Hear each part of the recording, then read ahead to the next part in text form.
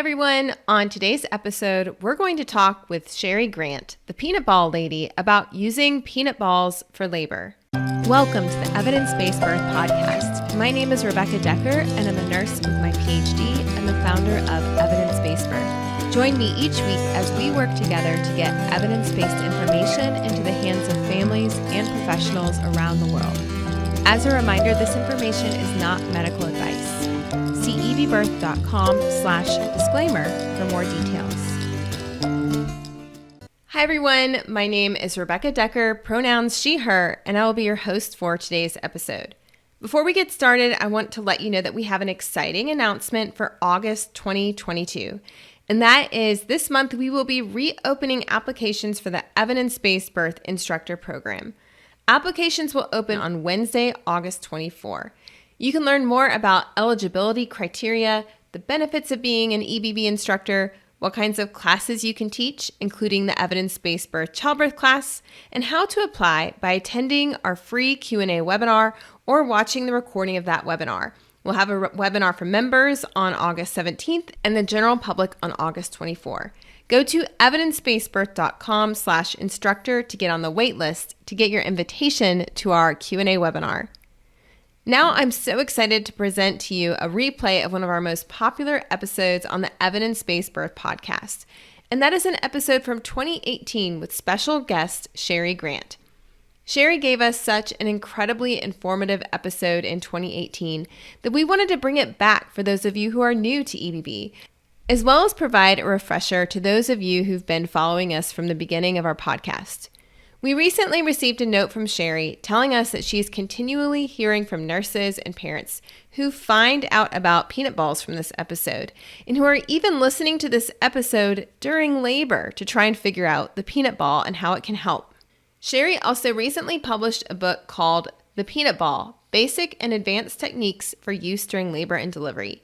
It's the first book ever written about peanut balls. It's available as a printed book with black and white pages on Amazon, as well as an ebook in full color. Cheri also let me know that this EBB podcast episode has helped so many people around the world find out about the free packet of information on peanut balls that's available on her website, Premier Birth Tools. So if you want to learn about peanut balls, how they can help lower the cesarean rate, and where you can go to learn more, please sit back and enjoy this replay from the Evidence-Based Birth Podcast with Cheri Grant, the peanut ball lady. As a content note, this episode does contain some gendered language. Hi everyone, I'm so excited to welcome to the podcast today, Cheri Grant. Cheri is often known as the peanut ball lady. She is the founder, chief contributor, and inspiration for Premier Birth Tools. Cheri has been a labor and delivery nurse for more than 50 years. She's an ICCE childbirth educator, registered nurse, certified lactation consultant, doula, and a doula trainer with DONA. Cheri was actually the second doula DONA trainer after Penny Simpkin, and she also founded Tulsa Doulas, a community group of doulas that help train and support doulas for more than 20 years. As a labor and delivery nurse, Cheri has helped with the birth of 2,786 babies over 42 years and more. Welcome, Cheri, to the Evidence-Based Birth Podcast. I'm excited to be here today. Thank you for allowing me to come and talk about peanut balls, my passion. So somebody actually recommended that we reach out to Cheri and invite her to be on the podcast. It's one of our evidence-based birth instructors, Heidi Duncan. She is trained by Cheri to teach peanut ball classes. And so that really piqued my interest when I heard about that, because I was like, wow, somebody's teaching peanut ball classes. That's amazing, because I have found at Evidence-Based Birth that peanut ball seems to be a bridge between kind of the medicalized version of birth that is so common in the United States, and yet what a lot of people want to bring to birth, which is more hands-on comfort measures. So Cheri, could you tell us a little bit? I would love to know how you got into birth work and became so heavily involved with training doulas and teaching childbirth classes and working with labor and delivery nurses. Well, it started when I was candy striper way back, and I got to go into the labor delivery rooms. Well, before we let dads into labor delivery rooms, which was kind of sad now when I think about it. but it became my passion. And ever since then, I went on and became a registered nurse in labor and delivery and then childbirth educator.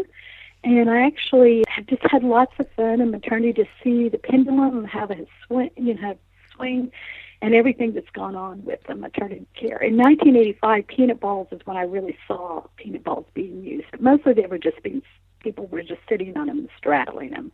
It wasn't until 2011 when Tessie came out with her information about peanut balls that people really were using the sideline position. And then we saw that I spoke at the 2014 DONA International Convention, and I think the most gratifying thing was when I spoke at the National Convention, Penny Simpkin came up to me and she said, "Oh my goodness, I learned 5 things about peanut balls today." And that was really awesome. That's when Childbirth Graphics kind of named me the Peanut Ball Lady. And everybody was like, well, we need a resource to go to find out more information about peanut balls. So that's the reason why Premier Birth Tools became in effect and became a founder of that. And our mission statement really is to educate nurses, doulas, childbirth educators about how to use the peanut ball correctly. Because many people only think there's one position for the peanut ball or one size, and that's not correct. So we're trying to really educate everybody how to use the peanut ball correctly. Can you tell us a little bit about the first time you saw a peanut ball being used in a sideline position during a birth? And for those of you who are listening, perhaps you're pregnant, you don't know what we're talking about. A peanut ball is kind of an inflatable ball. It looks like a birth ball, except instead of being round, it's peanut shaped. And it's often placed in between the legs of a laboring person, especially if they have an epidural. So can you tell us, Cheri, what was the first time you saw this being used and what happened? So in 1985, what we had was mostly the round birth ball, which we still have today. And most people were sitting on that, but it wasn't really stable.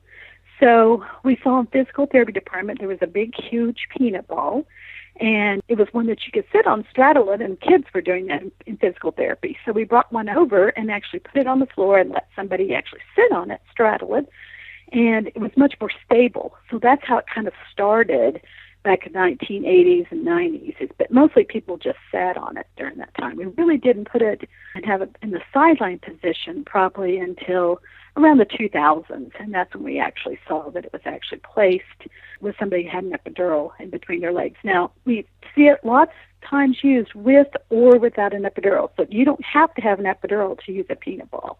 You can do it with or without one. And what kinds of experiences were people having when they were using it in the sideline position? Yeah, we had lots of different stories, and I will tell you a couple of them. First of all, the peanut ball, we were first using them. We would put pillows between people's legs, and they were plastic, and they would fall out because they were plastic and they didn't stay very well, and that's why the peanut ball really worked better between people's legs.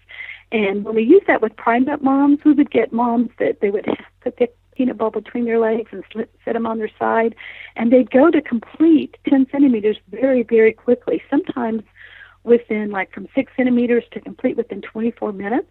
We had another lady, I remember, that she got the peanut ball when she was 5 centimeters. We put her on her right side for 20 minutes and put her on her left side for 20 minutes. And then she only pushed for 28 minutes. So she had a baby in an hour and a half that we started the peanut ball. We see that the peanut ball does shorten labor itself, and that has been documented.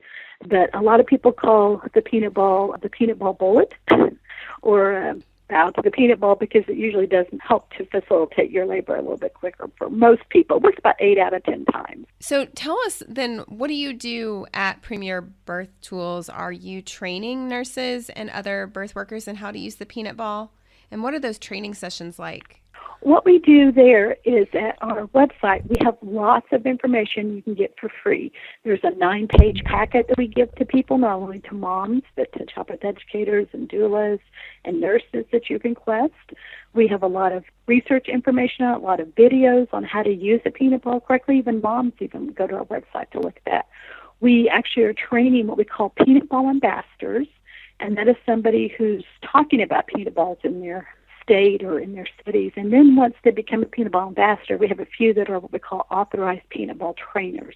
And those have gone through a very special course that knows all the different 19 positions for the peanut ball, how to size a peanut ball correctly to patient or to the woman in labor, and then how to use it correctly if the baby's above the inlet in the mid-pelvis or in the outlet.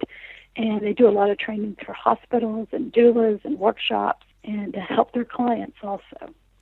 Have you faced any struggles in getting this information out so that it is used in practice, or do you feel that peanut balls are like universally or immediately accepted when they're introduced?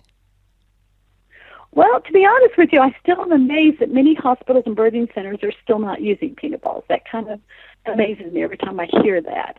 But we do have a lot, I think in today's society, it's been the last 4 years it has really exploded and a lot more people are using peanut balls.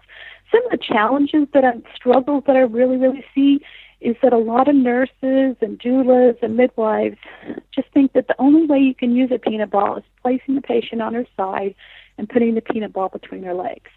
And that's not always the correct position that it needs to be in for the patient for her stage of labor. And they might straighten the bottom leg in a neutral position and not actually bring it up to the chest and use what we call the tuck position, because the tuck position is the one that is more common that we can see around the baby and actually promote the baby's descent much quicker.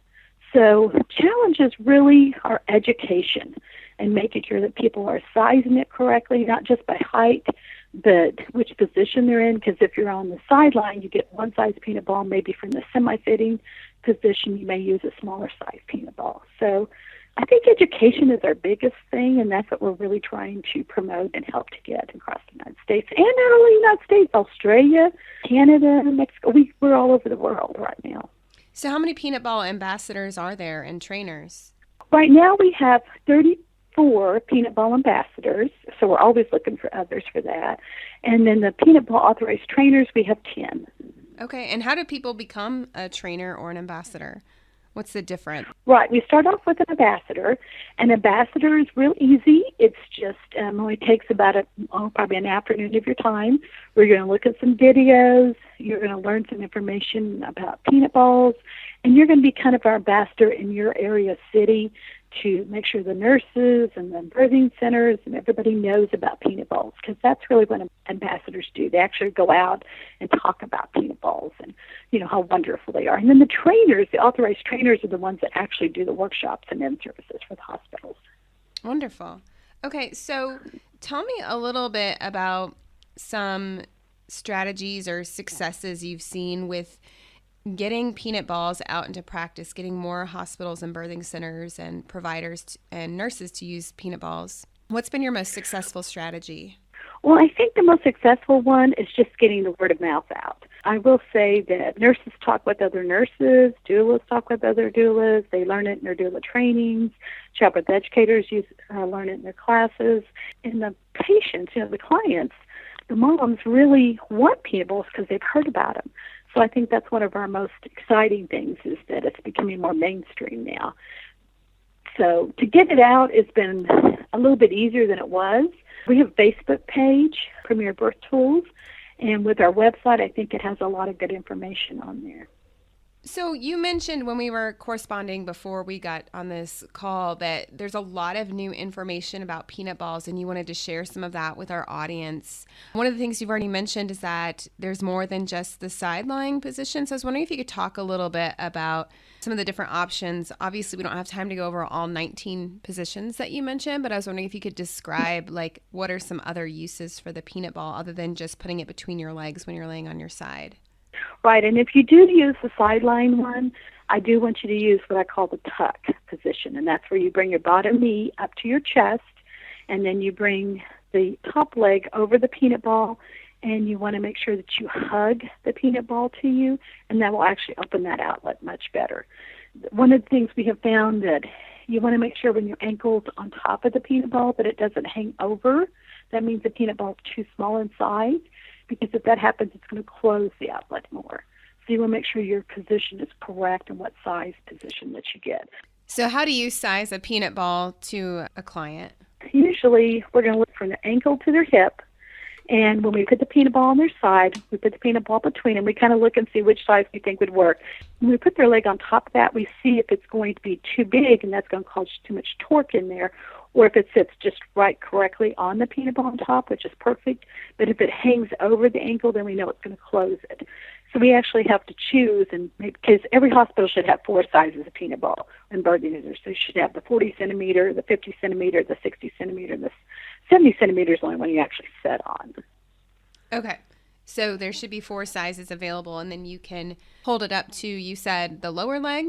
Yes, the lower leg. So it's the hip to ankle when you're on your side. So when you put it between there, then when you put your leg up on top of the peanut ball, you just don't want that ankle to hang over because then it closes that outlet. Okay. You just want it to lay on top of it. So the ankle should be laying on top of the ball. That's correct. Okay. So say somebody is in early labor and things are progressing slowly. What peanut ball positions would you recommend for that situation? Well, it would just depend what she felt comfortable at that time. She might do the sideline or the tuck position. She might also do what we call the forward leaning, where she'd be on her hands and knees and leaning over that way. The one thing that you want to make sure is if she's in early labor and the baby's above the inlet, that we put her feet in the correct position. Because there are 3 different ways to put their feet if on the peanut ball. So if they're above the inlet, it kind of like if you do a plie, so that your toes are in the opposite direction, your heels are together, and that's an external rotation where the leg is, it opens that top of your pelvis for the baby to come down. If you're in mid-pelvis in the early labor, then you would use what we call kind of like windshield wipers, I call it, where your legs are neutral and they're parallel back and forth to each other, and that would be on one side, and on the other side, if the baby's below the outlet, then you're going to do what I call a Dorothy Kick, and that is where the toes are pointed outward, and that opens the bottom of the pelvis, so the toes are together and the heels are apart, and that kind of opens it. So it kind of depends on where the baby is in the pelvis, of which way I want to put their feet, and it depends on which position is more comfortable with them in early labor. But probably the sideline, maybe the semi-sitting, or the forward lean would probably be the best for early labor. Mm-hmm. I think it's really interesting how you talked about how the positioning of the baby and which position the client gets into, that it almost sounds like a dance, like you're figuring out like how to position your feet and legs. And I think it's really neat. It seems like something like, as a nurse, like this really excites me. I can only imagine that it would really feel empowering for labor and delivery nurses and doulas to have like this kind of detailed knowledge about, I can do this to help open the pelvic inlet or the pelvic outlet with such a simple tool as a peanut ball and positioning of the ankles and feet. Yes, and that's what's really exciting, and that's why we really want to make sure that the education gets out there correctly, that you size and do the correct size of peanut ball, the ankle placement, and the feet placement correctly. It's really lots of fun when you really get into it to make sure that it's done correctly there. And you said there's lots of videos on your website where people can go to look at some of these positions? That's correct. There's about 6 videos on there, so they can go in there and they actually can see the internal, external rotation. That would be the one that's entitled Faster Labors, and that one shows all the different internal, external rotations. There's one on how to size the peanut ball correctly, and we have 3 different sizes of moms and their heights and saying, well, which one and which position looks better for them. So we've got all kinds of different videos in there, and advanced positions, all kinds of videos on our website.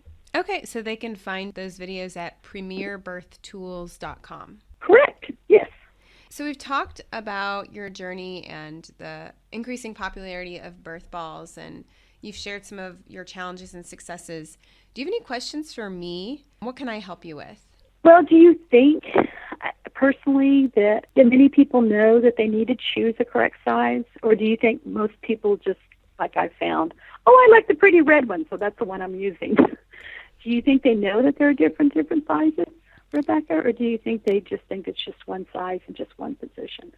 Well, I do think, just from talking with birth professionals around the country, that it does seem to be that the sideline position seems to be the one that people feel most comfortable with. And if you think about it, it's very similar to what nurses do when you put pillows between a client's leg, right? In the acute care setting, like as a bedside nurse, that was very common positioning. Comfort is to lay someone on their side and put pillows between their legs so that their pelvis is in alignment and their spine is in alignment.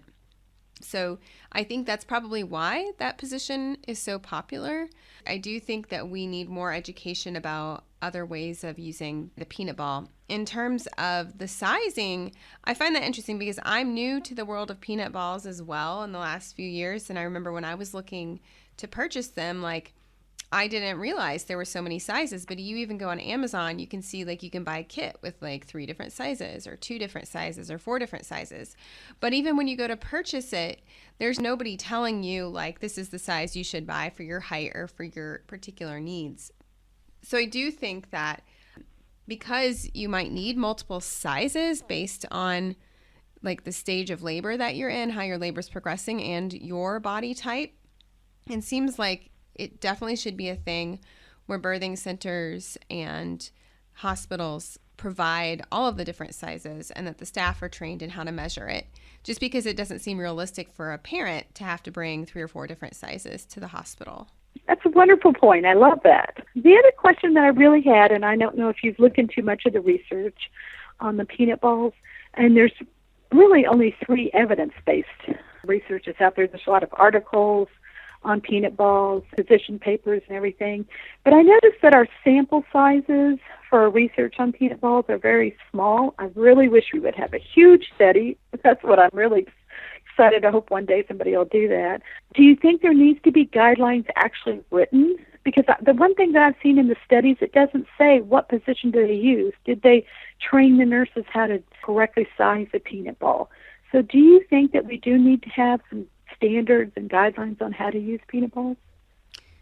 I think that is a great point. And I did want to talk about the evidence because this is evidence-based birth. And although there's a lot of clinical experience, we do have some randomized trials on peanut balls. The 2 that I'm aware of is there was a study by Roth et al. In 2016. 2016, the Journal of Maternal Child Nursing, yes. And then there was one by Tulsa et al. In the Journal of Perinatal Education in 2015. Is there another study that I'm missing in terms of random? There is one that just came out in 2018 in the American Journal of Perinatology by Mercer. So there's actually 3 now that are out. So in the Tulsa study that was published first in 2015, this was the first randomized trial on using a peanut ball for women laboring with an epidural, published in the Journal of Perinatal Education.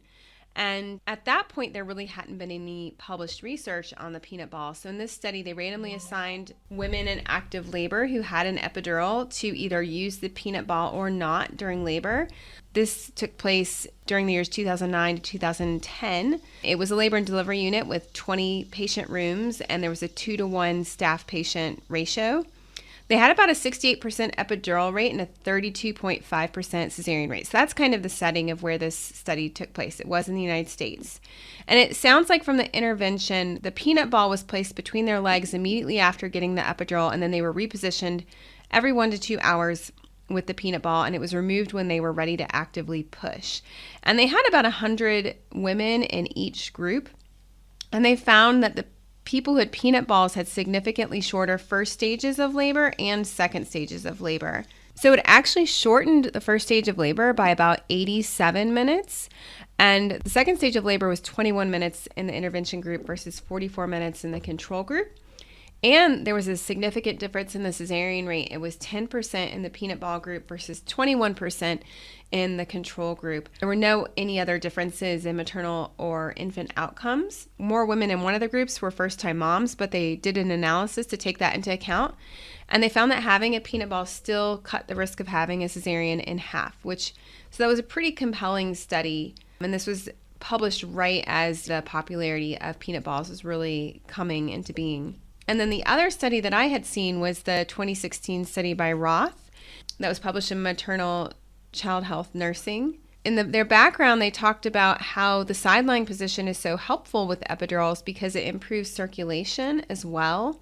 This was a magnet hospital in the United States, and they had 78 women in the peanut ball group and 71 in the control group. And they found that a large number of women declined to be in the study after they consented because they were randomly assigned to the no peanut ball group and they wanted to have a peanut ball. So I thought that was really interesting that they had people who had to leave the study because they were like, no, I want a peanut ball. Another odd aspect of this study was they did exclude women who had cesareans because they did not reach full dilation. And they were not looking at the C-section rate in this study. It was not an outcome they were interested in. They were only interested in the first and second stage of labor. So they found no significant difference in like the length of first stage labor with the peanut ball versus without. And it also did not alter the length of the pushing phase. So I'm not really sure why the first study found a difference and the second did not. I personally think it might have had something to do with the protocol of the study and how the nurses used or did not use the peanut ball with their patients, because they didn't give a whole lot of details about the specific use and the guidelines that the nurses were expected to follow during the study. Does that sound right to you? That's correct. The sample size in the first study in 2015 with Tessie was twice the amount as the one with Roth in 2016. So it also might have been too small. Plus, I think removing women who had a C-section from the study could have had an impact, because perhaps you would have seen a difference if they had included everybody in the study, regardless of what type of delivery method they had. So tell us a little bit more about the Mercer study that you said just came out this year. Okay, so the Mercer study was a study titled Impact of Peanut Ball Device on Duration of Active Labor. It's a randomized control study published by the Sidney Kimmel College and Thomas Jefferson University.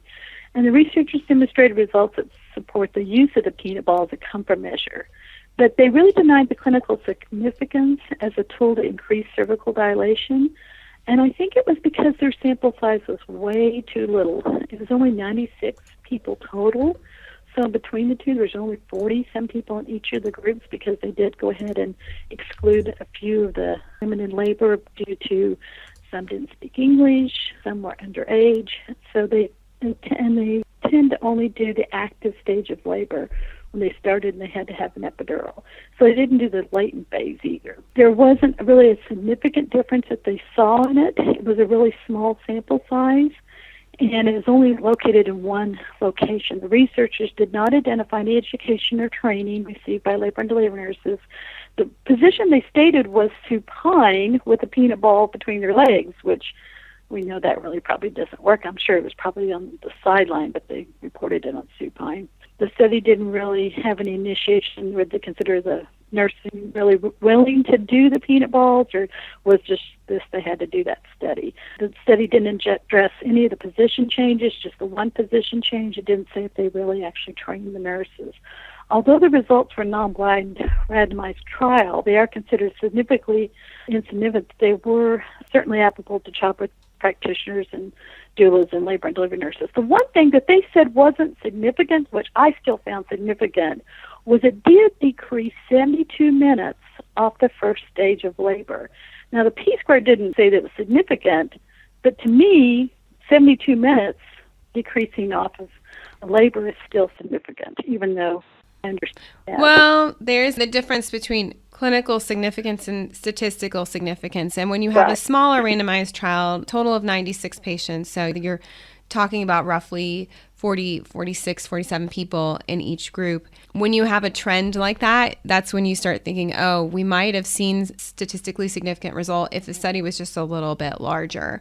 So I would say that this would be more like the size of a pilot study, that if it had a larger sample size or were to be replicated with a larger sample size, you might see some difference. I think Correct. Yeah. And they also said fewer patients experienced labor arrest in the peanut ball group, but it did not, just barely, not statistically significant, but still it was a 30% had labor arrest versus 73% in the other group. So I think if this study had just been a little bit larger, we might have seen some significant differences. So it seems to me like you're calling for a larger randomized trial, perhaps at a multi-center, but it also seems to be that if anybody's listening to this and thinking of doing research on this topic, the study needs to be well designed so that the nurses are well trained and there's a specific protocol that they follow so that the results can be replicated. Because when they kind of have these vague descriptions of how the nurses use the peanut balls, like I can see how, like, well, we don't know if it was because the peanut ball doesn't work or if it's because the nurses in the study weren't trained sufficiently in how to use the peanut ball.